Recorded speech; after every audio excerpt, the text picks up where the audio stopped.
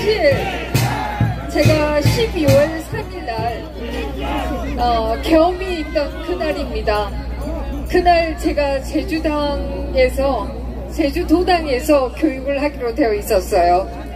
근데 12월 3일 그날 새벽부터 계속 토하고 그리고 계속해서 어지럽고 해서 그냥 계속 졸도해 있었습니다.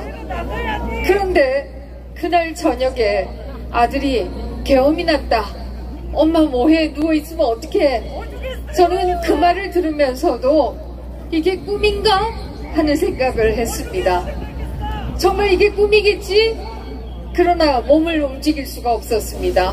하루 종일 토했기 때문에 그리고 하루 종일 아무것도 먹을 수가 없었기 때문에 움직이지 못하고 계속 있었습니다.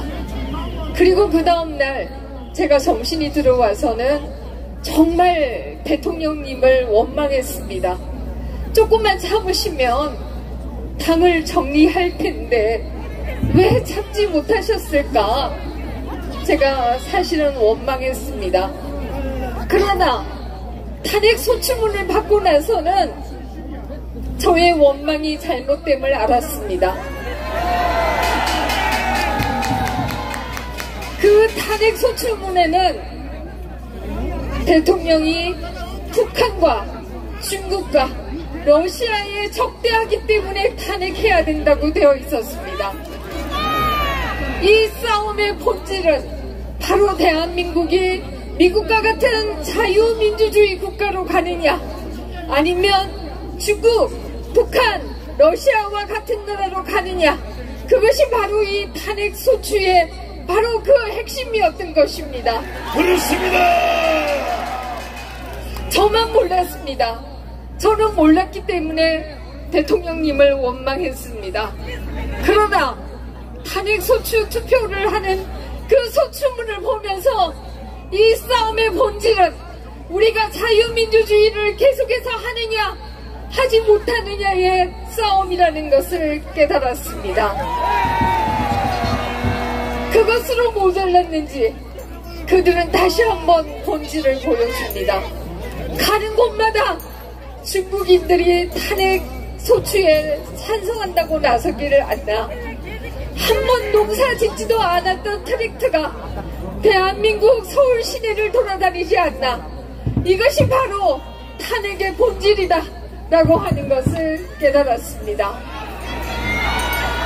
그리고 대통령님은 정말 외로웠겠구나 하는 생각을 했습니다. 대통령님이 그들을 막아왔구나 하는 생각을 했습니다. 그러나 여전히 우리 보수 세력은, 여러분들을 제외한 저희 정치권에 있는 보수 세력은 아직도 이 싸움의 본질을 잘 모르고 있는 것이 사실입니다. 여러분이 이 싸움의 본질을 깨우쳐주고 계시는 것입니다.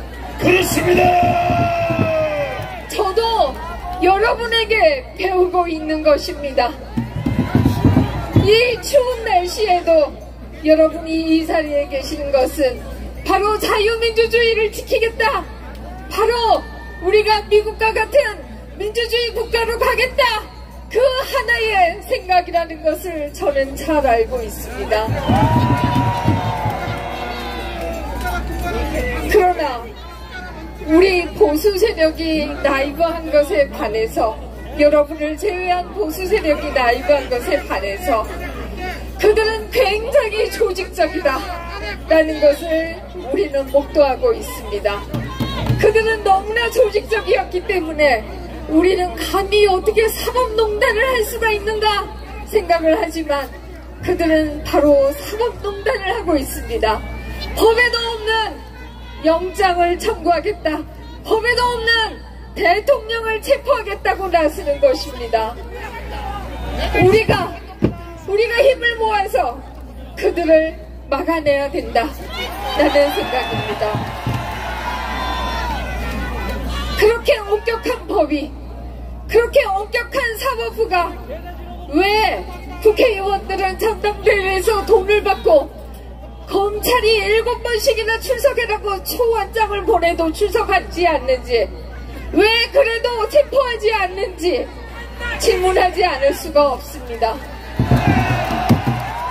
왜 이재명에 대해서는 공당의 대표로서 공적 감시하에 있다라고 하면서 구속영장을 기각했으면서 왜 대통령은 공적 감시하에 있지 않다라고 하는 것인지, 이것이야말로 사법잣대라고 하는 게 엿장수 마음이다 라는 생각을 할 수밖에 없습니다. 결국 여러분과 또 저희가 손을 맞잡고 이 잘못된 것들을 고쳐나가야 된다 라는 생각을 합니다. 오로지 여러분만을 믿겠습니다. 감사합니다.